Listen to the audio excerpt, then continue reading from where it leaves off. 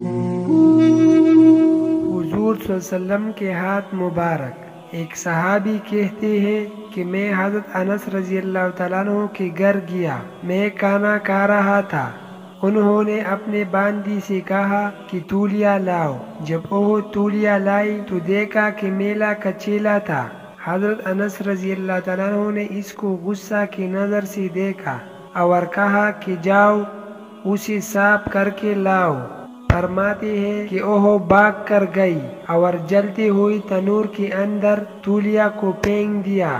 تھوڑی دیر کے بعد اس نے وہ تولیہ باہر نکالا تو بالکل صاف ستھرا تھا۔ وہ گرم گرم تولیہ میرے پاس لائی، میں نے ہاتھ تو صاف کر لی، مگر حضرت انس رضی اللہ تعالیٰ عنہ کی طرف سوالیہ نظروں سے دیکھا۔ وہ مسکرائی اور کہنے لگی کہ ایک مرتبہ نبی اکرم صلی اللہ علیہ وسلم میرے گھر دعوت پر تشریف لائی تھی، میں نے یہ تولیہ محبوب صلی اللہ علیہ وسلم کو ہاتھ مبارک صاف کرنے کے لیے دیا تھا۔